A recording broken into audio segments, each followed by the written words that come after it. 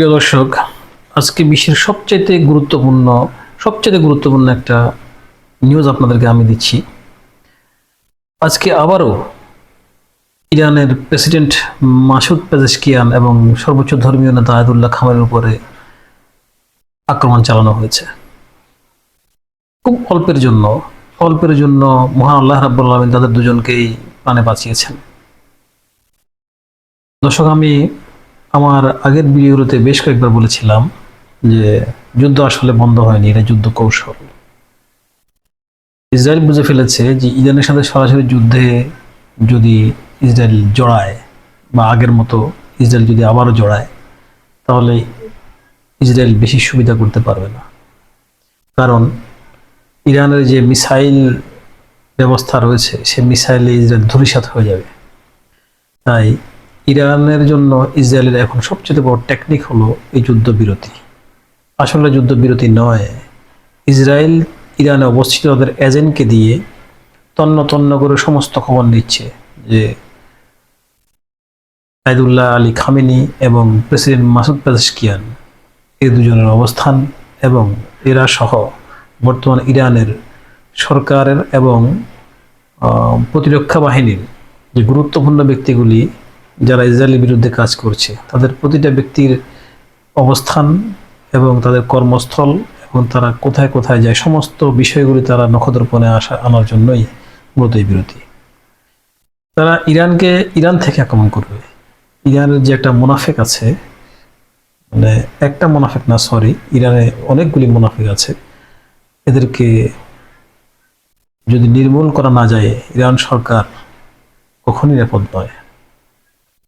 আপনারা জানেন যে গত যুদ্ধের প্রকালে যে 13 তারিখ যুদ্ধ শুরু হয়েছিল, ওই 13 তারিখ একসাথে অনেকগুলি স্থাপনায় এবং অনেকগুলি গুরুত্বপূর্ণ ব্যক্তিদেরকে তারা নিহত করেছিল ইসরায়েল। এবং সাথে ওই একই আক্রমণের মধ্যে তখনও মাসুদ পেজেশকিয়ান, যিনি ইরানের প্রেসিডেন্ট, তাকে এবং ইরানের সর্বোচ্চ ধর্মীয় নেতা আয়াতুল্লাহ খামেনিকেও কিন্তু আক্রমণ করা হয়। তখনও তারা অল্পের জন্য বেঁচে যান, মাত্র কয়েক সেকেন্ডের জন্য প্রেসিডেন্টও বেঁচে যান এবং আয়াতুল্লাহ খামেনি বেঁচে যান। প্রেসিডেন্ট তখন রাস্তায় গুরুত্বপূর্ণ একজন ব্যক্তিকে নিয়ে একটা টানেলে তিনি মিটিং করছিলেন। সেই টানেলে পর্যন্ত বোমা বাস্ট করা হয়েছে, বোমিং করা হয়েছে।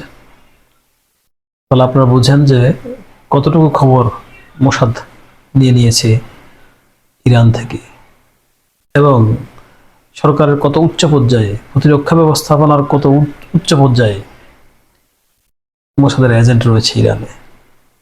এবার যুদ্ধটা হবে ভিন্ন। বিষয়টা এরকম, যেমন মিসাইলের পেছনে যিনি আছেন, যিনি মিসাইল অপারেট করবেন, তাকে যদি পেছন থেকে মেরে ফেলা যায়, তাহলে শত্রুও শেষ, মিসাইলও পাওয়া গেল। ইসরায়েলের কৌশল হচ্ছে এটা। মূলত এটা যুদ্ধবিরতি নয়, আমি আবার বলছি, এটা যুদ্ধ কৌশল। ইসরায়েল তাদের যুদ্ধ কৌশল পাল্টিয়েছে। তারা এবার ইরানকে ঘায়েল করবে ইরানের মাটি থেকেই এবং আবারও সেই 13 তারিখের মতো নতুন করে তারা হামলার ছক করছে এবং ইরানের যে এখন স্টাবলিশমেন্ট যারা আছে এবং যে সরকার যে বেসমেন্ট আছে, সবাইকে একসাথে হয়তো বা আবারও খেয়ে দিবে।